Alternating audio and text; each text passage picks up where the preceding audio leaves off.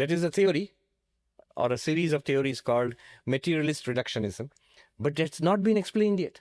It's not been proved yet. And it's in fact hotly debated right now. Especially those who know what I talk about, he'll say, now he's going to talk about the hard problem of consciousness. I won't talk about it now. But let me just mention to you, I came across this remarkable resource. There's one gentleman, Robert Lawrence Kuhn. So what he does here is this super rich guy, but also with scientist, and very interested in all the big questions. What is reality? Where did the universe come from? And especially, what is consciousness? Does God exist? Things like that.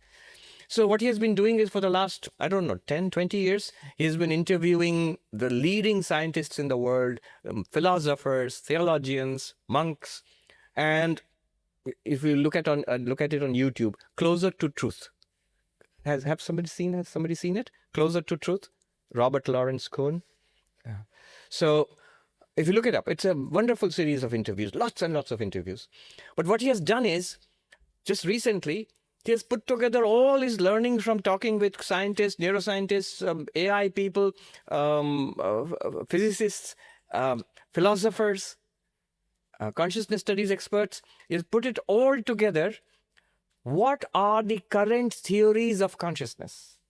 And it's publicly made it available. It's one PDF. It's almost encyclopedic. It's called The Landscape of Consciousness. If you Google it, you'll immediately find it. The Landscape of Consciousness, Robert Lawrence Kuhn. Why I'm bringing this up, in the very beginning, he says, what are the theories of consciousness prevalent right now? What's the state of the debate? And I've been reading about it, but I didn't know how extensive and intensive the debate is. You know how many theories of consciousness are prevalent right now? He has given 10 major groups of theories. In each group, there are dozens, often with minor differences between each other. 10 groups of theories. It's worth taking a look, at least to know the outlines of this debate. So, no, it is not proven yet that when the body dies, consciousness is gone. No, until you can show how the brain is generating consciousness. And that seems to be further away than ever before. Somebody put it this way. To say that brain is generating consciousness is like saying when you all came into the door and said, look at this remarkable thing, the door, it generated so many people. They all appear from the door and disappear back into the door. No. They don't.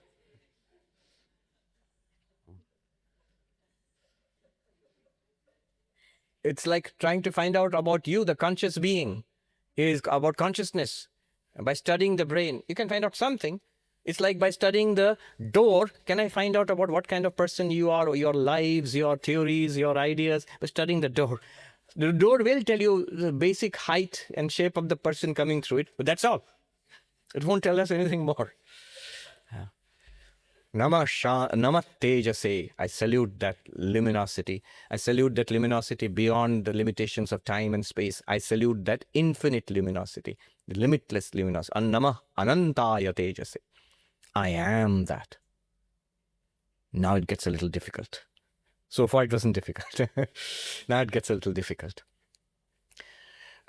Since we have a Q&A after this, I will cruise through this part, and then if you have questions, I'm sure you should have questions on every part of it, actually.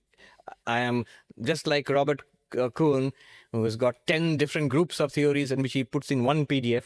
I'm cruising through lots of heavy-duty philosophy and philosophy of mind in this talk. All right. There is a word, Swanubhuti Ekamanaya. The only proof, the only way of knowing it is your own experience. What does it mean? First of all, in Vedanta, there's something called pramana, the source of knowledge. So how do you know that all these people are here? We'll all say, I saw them. So seeing is a source of knowledge. This is called perceptual knowledge, visual perceptual knowledge, pratyaksha pramana. I heard the talk, the Swami gave a talk. How do you know? I heard it. So ears are a source of knowledge. This is called direct perception or perceptual knowledge. But a lot of things are inferential. You gather data in science and then make an inference about it. So inferential knowledge.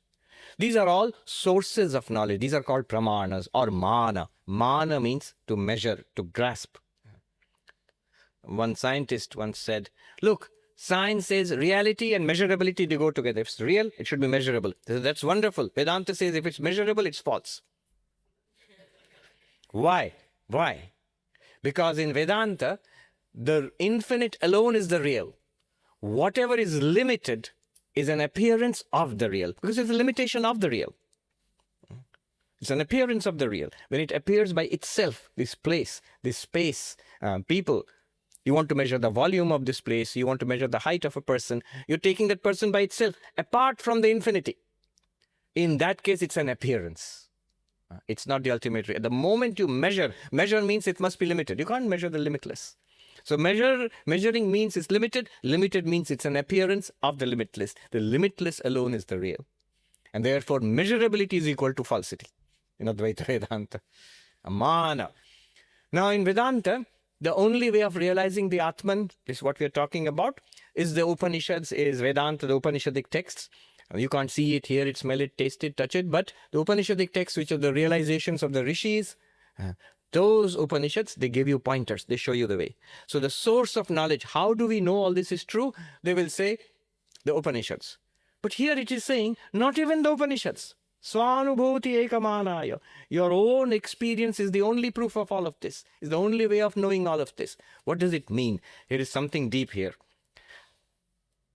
Point I want to make here is, any kind of mana, pramana, knowledge, source of knowledge, all our sources of knowledge are lit up by the same luminosity.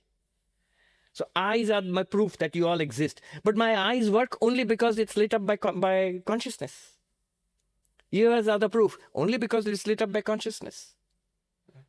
All my inference, science, all my beliefs in religion, they're all lit up by consciousness and therefore they function. All pramanas function because of this luminosity. But none of those pramanas can make this luminosity an object. This luminosity is the light by which everything here is lit up. That shining, everything else shines. Tameva bhantam anubhati sarvam tasya bhasa sarvamidam vibhati. You shining, everything else shines. Everything else means your mind shines, then the senses shine, and the world shines. Shines means it's revealed to you. By your light, everything here shines. And yet, that light cannot be an object of those instruments. By these instruments, we know the world. By the mind, I know my body, I know the senses, and I know the world. Through the senses, I know the world. But neither through the mind, not through speech, not through senses, can I know myself, the luminosity. Not because I do not exist, not because I'm unknowable, because I am the light by which everything else is known. What can know me? I will put it into very sophisticated, very precise, logical language in Sanskrit. I'll translate a little bit and leave it for question and answer later. The way they put it this way is this way. Anya anavabhasakatve sati swavetirikta sarva prakashakatvam. Okay, what does that mean? So you're talking about you, the luminosity.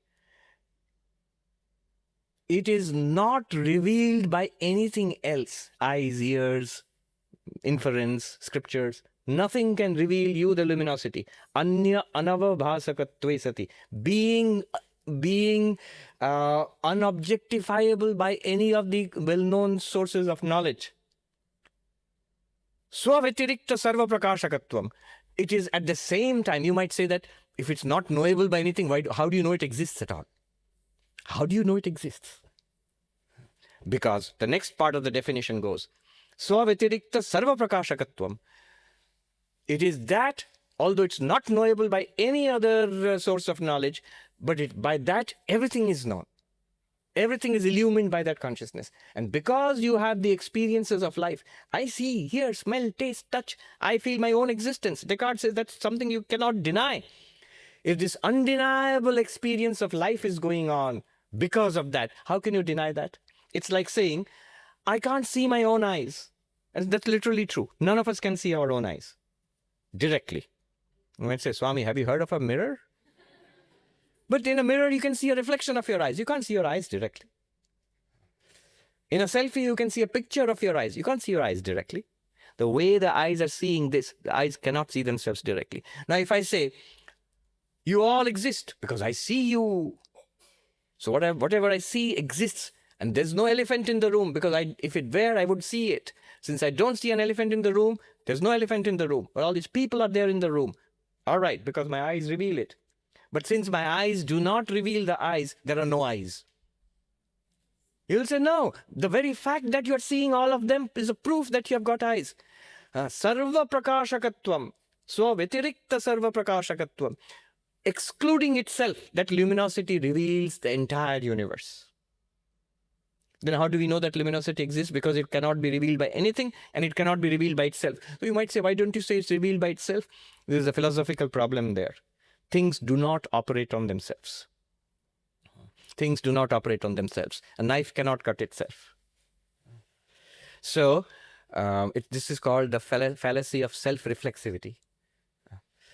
So therefore, you cannot say consciousness illumines itself.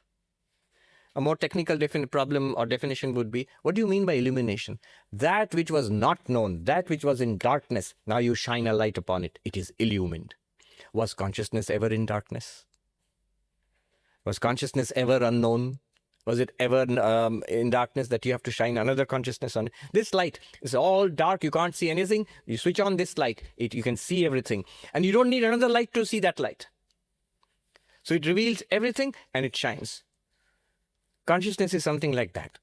It is called swaprakasha, self-revealed, not self-illumined. It was never in darkness, self-revealed, a different subject, a different concept altogether. Another definition I'll throw out, again examination in the Q&A,